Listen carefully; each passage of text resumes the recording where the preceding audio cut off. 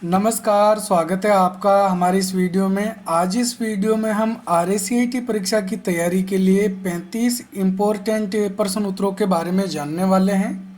हमारा प्रश्न नंबर 1 है, पैन कार्ड की वैधता अवधि क्या है? 5 साल, 10 साल, जीवन भर या फिर कार्ड धारक की उम्र पर निर्भर करती है। तो इसमें सही उत्तर है सी, जीवन भर। जब पैन कार्ड एक बार बना दिया जाता है तो वो जीवन भर काम आता है। पैन कार्ड का प्रयोग ज़्यादातर बैंकिंग कामों में, जैसे अकाउंट खुलवाने या फिर बड़ा लेन देन करने के लिए यूज किया जाता है। इसके अलावा हम जैसे पहचान प्रूफ के रूप में भी पैन कार्ड का प्रयोग कर सकते हैं। अगला प्रश्न नंबर 2 है, हार्ड डिस्क के ऊपर दोनों ओर किससे लेपित होती है? Optical metallic oxide, carbon layer, magnetic metallic oxide या फिर उपरोक्त सभी। इसमें सही उत्तर है C, magnetic metallic oxide. Hard disk आपने देखी होगी कि इसका ऊपर का जो कवर होता है, इसकी बात नहीं होती है। कवर के अंदर जो गोल डिस्क लगी हुई होती है, उसके दोनों ओर मैग्नेटिक मेटेलिक ऑक्साइड का जो है वो लेप किया हुआ होता है। अगला प्रश्न नंबर 3 है, निम्न में से कौन सा एक एंटीवायरस प्रोग्राम का उदाहरण है? क्विक हिल, नॉर्टन, K7 या फिर उपरोक्त सभी। तो इसमें सही उत्तर है डी, ये तीनों ही एंटीवायरस प्रोग्राम के उदाहरण हैं। अगला प्रश्न नंबर 4 है, कंप्यूटर शब्द की उत्पत्ति किस भाषा से हुई है? यूनानी, जर्मन, संस्कृत या फिर लैटिन। तो इसमें सही उत्तर है डी, कंप्यूटर शब्द की उत्पत्ति अंग्रेजी भाषा में एक लैटिन भाषा होती है, तो लैटिन भाषा के शब्द कंप्यूटर से हुई है। अगला हमारा प्रश्न नंबर 5 है, निम्न में से कौन सा एक इनपुट उपकरण का उदाहरण है? प्रिंटर, स्कैनर, प्लॉटर या फिर मॉनिटर। तो इसमें सही उत्तर है बी, स्कैनर। स्कैनर एक इनपुट डिवाइस का उदाहरण है। हालांकि हम जो ज़्यादातर फोटोकॉपी वाली मशीन देखते हैं, जिसके अंदर प्रिंटर भी लगा हुआ होता है, स्कैनर भी होता है, साथ में वो हमको फोटोकॉपी भी निकाल के दे सकती है। तो कुछ उपकरण ऐसे होते हैं जो इनपुट आउटपुट दोनों के कार्य कर सकते हैं। अगर आपको इसके बारे में विस्तार से जानना है या फिर इनपुट डिवाइस और आउटपुट डिवाइस के बारे में जानना है, तो हमारे ऊपर आई बटन में वीडियो मिल जाएगा, या इस वीडियो के डिस्क्रिप्शन में इन सब के अलग अलग हमने वीडियो बना रखे हैं, उन्हें ज़रूर देखें। अगला हमारा प्रश्न नंबर 6 है, अनचाहे व्यावसायिक ईमेल को क्या कहा जाता है? स्पाईवेयर, मेलवेयर, स्पैम या फिर वायरस। तो सही उत्तर है इसमें सी, स्पैम। अनचाहे व्यावसायिक ईमेल को स्पैम कहा जाता है। जिनको हम प्राप्त करना नहीं चाहते हैं उनको स्पैम के रूप में नोटिस कर सकते हैं, ताकि जब भी उस ईमेल से वापस हमको मेल प्राप्त हो तो वो स्पैम वाले फोल्डर में अपना आप ही चला जाए। अगला प्रश्न नंबर 7 है, कौन सा वायरस उपयोगकर्ता को उपयोगी एप्लीकेशन होने का दिखावा करके उन्हें डाउनलोड करने या निष्पादित करने के लिए बाध्य करते हैं? क्रैकर, वर्म, ट्रोजन हॉर्स या फिर की लॉगर। तो इसमें सही उत्तर है सी, ट्रोजन हॉर्स। अगला प्रश्न नंबर 8 है, किसी वेबसाइट के URL में HTTPS का क्या अर्थ है? Hypertext transmission protocol secure, hypertext transfer protocol standard, hypertext transfer protocol secure या फिर hypertext transfer privacy and security. तो इसमें सही उत्तर है C, hypertext transfer protocol secure. HTTPS की फुल फॉर्म होती है। इसके अलावा आपको URL की फुल फॉर्म भी याद रखनी है। URL की फुल फॉर्म होती है यूनिफॉर्म रिसोर्स लोकेटर। URL क्या होता है? किसी वेबसाइट का जो एड्रेस होता है उसको URL कहा जाता है। तो किसी भी वेबसाइट के यूआरएल में सबसे पहले अगर HTTPS लिखा हुआ है तो इसका मतलब है कि ये वेबसाइट सिक्योर है। जैसे यहाँ ऊपर आप देख सकते हैं ये जो RKCL की वेबसाइट है, इसमें जो HTTPS से यूआरएल स्टार्ट हो रहा है, तो इसी HTTPS के बारे में यहाँ पे बात की जा रही है। HTTPS का मतलब होता है hyper text transfer protocol secure. अगला हमारा प्रश्न नंबर 9 है। MS पावर पॉइंट 2010 में प्रेजेंटेशन बनाते समय या स्लाइड शो के दौरान पहली स्लाइड पर जाने के लिए किस शॉर्टकट कुंजी का प्रयोग किया जा सकता है? Page up, page down, home या फिर एंड। अगर हम माइक्रोसॉफ्ट पावर पॉइंट में फाइल बना रहे हैं, पावर पॉइंट की फाइल को प्रेजेंटेशन कहा जाता है, तो फाइल बनाते समय या फिर हम स्लाइड शो कर रहे हैं, तो इस दौरान हमको 1 नंबर स्लाइड पे जाना है, सबसे पहली स्लाइड में जाना है, तो कौन सी कुंजी का हम प्रयोग कर सकते हैं? तो इसमें सही उत्तर होगा सी, होम। होम कुंजी का प्रयोग करके पहली स्लाइड में जा सकते हैं। अगला प्रश्न नंबर 10 है। एक्सेल में कोई फॉर्मूला किस अक्षर से शुरू होता है? कोई भी फॉर्मूला फंक्शन हम जब स्टार्ट करते हैं तो सबसे पहले कौन सा जो अक्षर है वो हमको टाइप करना होता है? @ परसेंटेज, ओब्लिक या फिर बराबर। तो इसमें सही उत्तर है डी, बराबर। तो सबसे पहले हमको इक्वल लगाना होगा, उसके बाद ही हम कोई फॉर्मूला फंक्शन स्टार्ट करेंगे। जैसे यहाँ पे देख सकते हैं आप, इस चित्र के अंदर हमने इन लिस्ट को जोड़ रखा है, तो जोड़ने के लिए हमने यहाँ पे काम में लिया है बराबर सम। ठीक है, तो सबसे पहले हमने बराबर लगाया है। अगला हमारा प्रश्न नंबर 11 है। MS वर्ड 2019 में फॉर्मेट पेंटर टूल आपको क्या करने की अनुमति देता है? मार्जिन बदलने की, डॉक्यूमेंट में हेडर और फुटर जोड़ने की, फॉर्मेटिंग को एक स्थान से कॉपी करके दूसरे स्थान पर लागू करने की, या फिर फॉन्ट स्टाइल बदलने की। तो इसमें सही उत्तर है सी, फॉर्मेटिंग को एक स्थान से कॉपी करके दूसरे स्थान पर लागू करने के लिए हम फॉर्मेट पेंटर टूल का प्रयोग करते हैं। अगला प्रश्न नंबर 12। निम्न में से विंडोज 11 किसका उदाहरण है? Operating system, processing device, application software या फिर इनपुट डिवाइस। तो विंडोज 11 जो है वो एक ऑपरेटिंग सिस्टम का उदाहरण है। सही आंसर इसमें ए। अगला हमारा प्रश्न नंबर 13 है।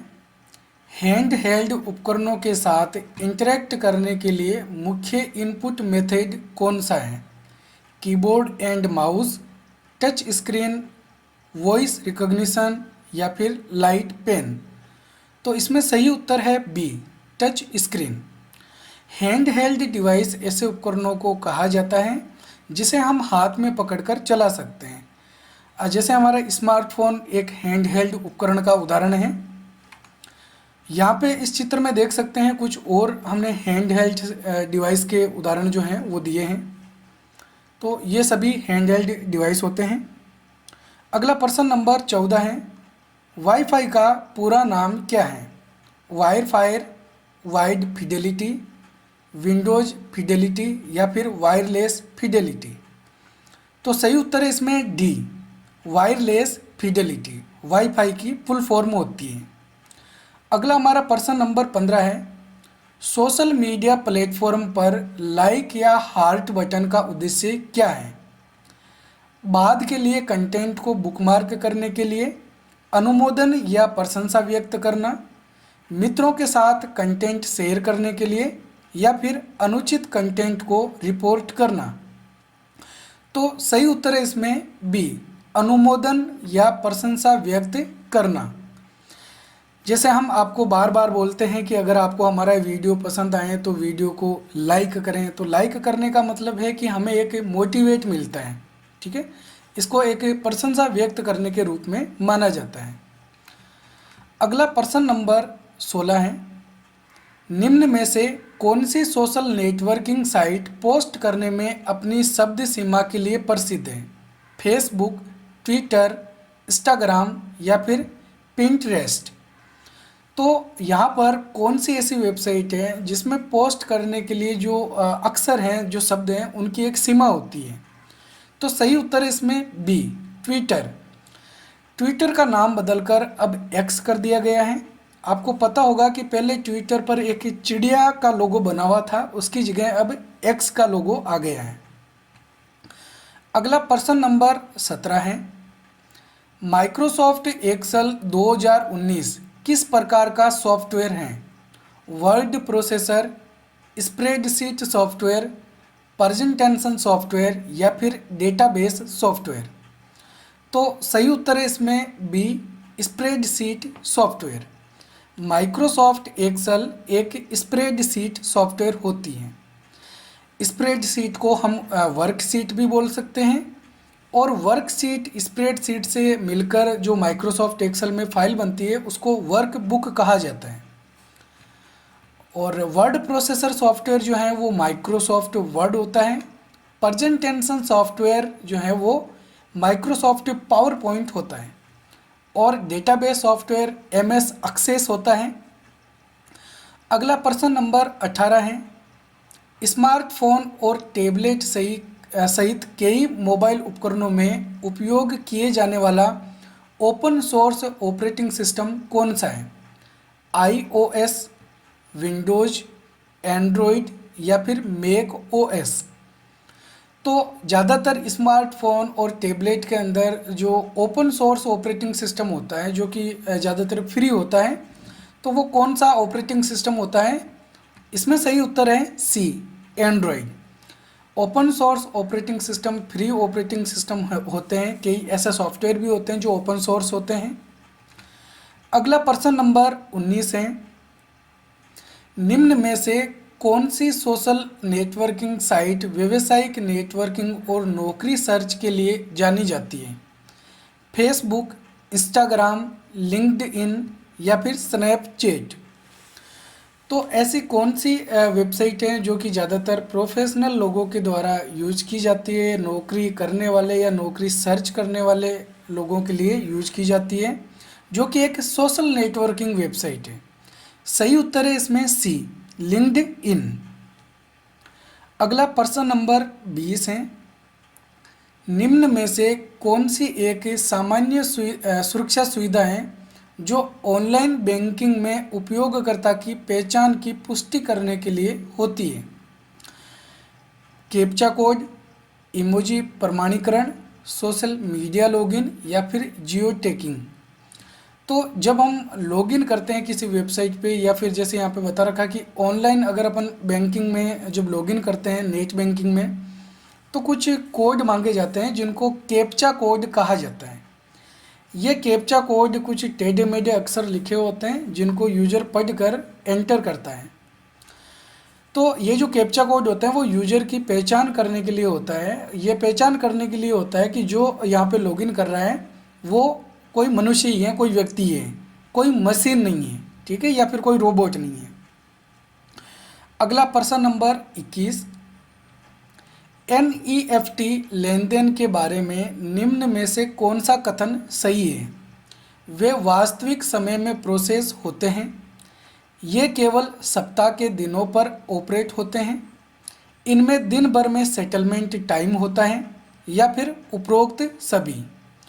तो सही उत्तर है इसमें सी, इनमें दिन भर में सेटलमेंट टाइम होता है। जब हम नेफ्ट करते हैं किसी अमाउंट को तो वो दिन भर में हमारे अकाउंट में ट्रांसफ़र हो सकता है, कभी भी हो सकता है।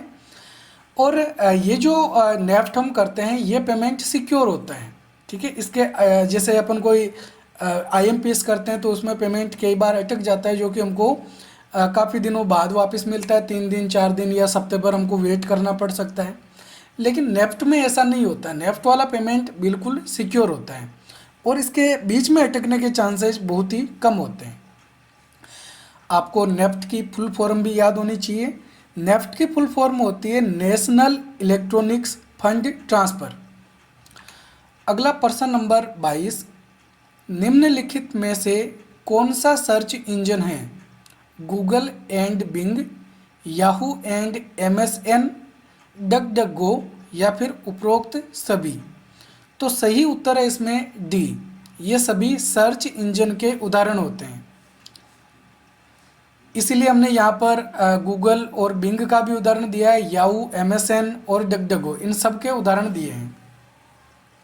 अगला प्रश्न नंबर 23, .com डोमेन क्या दर्शाता है? नेटवर्क, शिक्षा डोमेन, वाणिज्यिक डोमेन या फिर उपरोक्त में से कोई नहीं। तो सही उत्तर है इसमें सी, वाणिज्यिक डोमेन, यानी कॉमर्शियल डोमेन होता है। जब हम किसी वेबसाइट पे जाते हैं तो वहाँ पर अगर वेबसाइट के पीछे .com लिखा हुआ है, इसका मतलब है कि ये जो वेबसाइट है वो कॉमर्शियल वेबसाइट है। अगला प्रश्न नंबर 24, भारतीय उपयोगकर्ताओं के लिए विकसित पहला भारतीय वेब ब्राउज़र कौन सा है? Google Chrome, Microsoft Edge, Mozilla Firefox या फिर ईपिक। तो इसमें सही उत्तर है D, EPIC.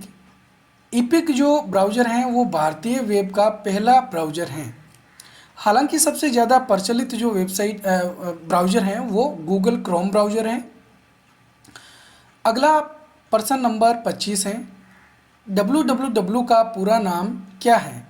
World wide web, web world wide, widest wide web या फिर वर्ल्ड वाइड वेब। तो इसमें सही उत्तर है D, world wide web www का पूरा नाम होता है। अगला प्रश्न नंबर 26 है, सर्च परिणाम आम तौर पर परिणामों की एक पंक्ति में प्रस्तुत किए जाते हैं जिन्हें अक्सर क्या कहा जाता है?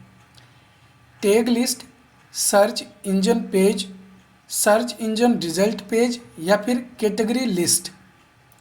तो इसमें सही उत्तर है सी, search engine result page.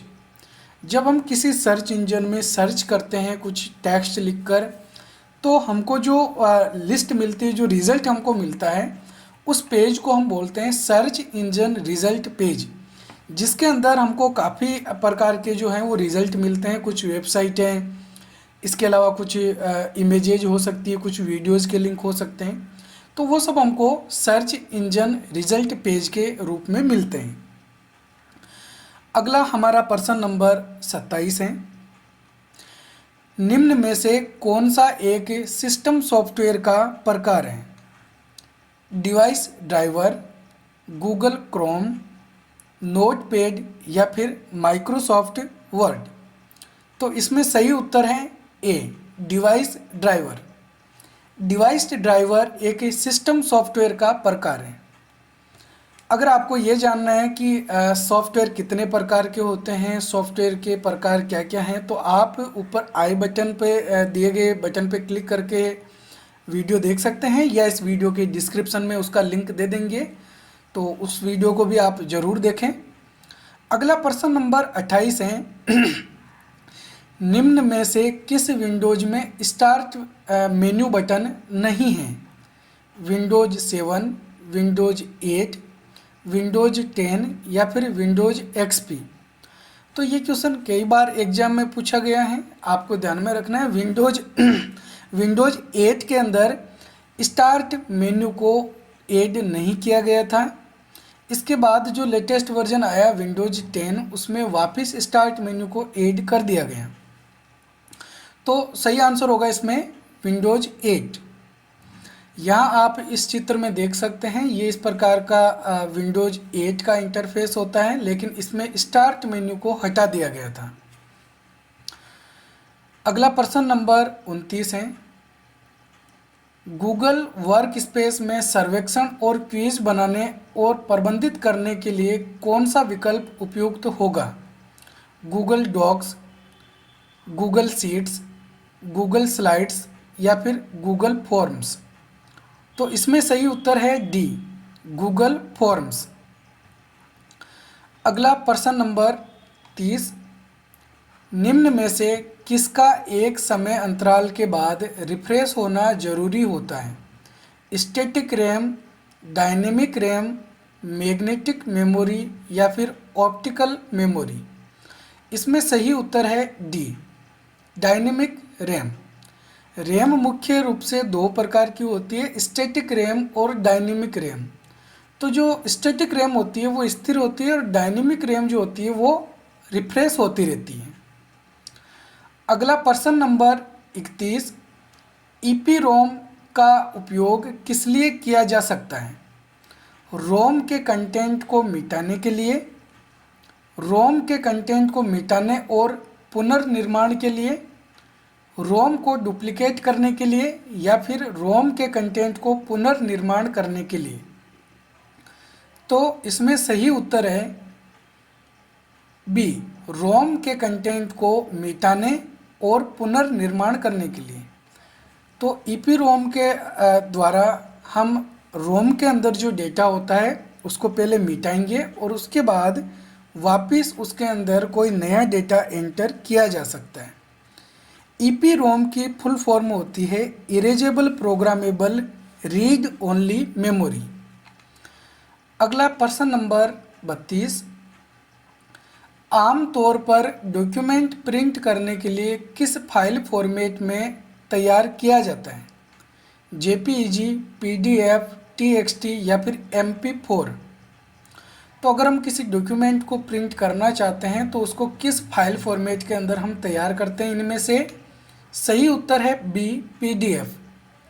PDF file आसानी से प्रिंट की जा सकती है और इसीलिए इसको तैयार किया जाता है। पीडीएफ फाइल डॉक्यूमेंट्स को आसानी से पढ़ने के लिए भी काम में ली जाती हैं। अगला प्रश्न नंबर 33 है, सभी आधुनिक कंप्यूटर किस पर कार्य करते हैं? फील्ड, वर्ड, इंफॉर्मेशन या फिर डेटा। तो इसमें सही उत्तर है डी, डेटा। डेटा हम कंप्यूटर को देते हैं और उसके बाद में कंप्यूटर इस डेटा पे प्रोसेसिंग करता है और हमको वापस सूचना यानी इन्फॉर्मेशन प्रदान करता है।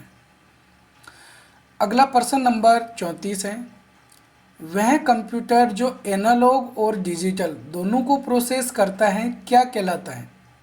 Analog computer, digital computer, hybrid computer या फिर मेन फ्रेम कंप्यूटर।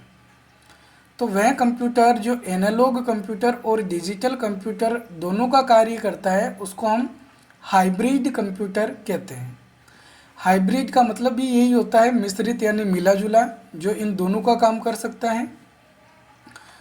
अगला प्रश्न नंबर 35 है, निम्न में से यूएसबी का पूर्ण रूप क्या है? यूनिवर्सल सीरियल बस, यूनिफाइड स्टोरेज बस, यूजर सिस्टम बस या फिर अल्ट्रा स्पीड बस। तो इसमें सही उत्तर है ए, यूनिवर्सल सीरियल बस। यूएसबी की फुल फॉर्म होती है। यूएसबी जो केबल होती है उसके द्वारा हम अपने काफ़ी सारे कंप्यूटर के जो उपकरण हैं उनको हमारे कंप्यूटर से सीपीयू से अटैच करते हैं। अब यूएसबी केबल किस प्रकार की होती है, यूएसबी पोर्ट किस प्रकार का होता है, ये मेरे हिसाब से आप सभी अच्छे से जानते होंगे। तो ये थे आज के हमारे 35 इम्पोर्टेंट प्रश्न उत्तर। हमारे चैनल पर आपको इस प्रकार के और भी नए नए वीडियोज मिलते रहेंगे। कंप्यूटर से जुड़ी और भी काफ़ी सारी जानकारी आपको हमारे इस RACIT गुरुजी यूट्यूब चैनल पर मिलने वाली हैं। वीडियो पसंद आए तो वीडियो को लाइक और हमारे चैनल को सब्सक्राइब जरूर करें।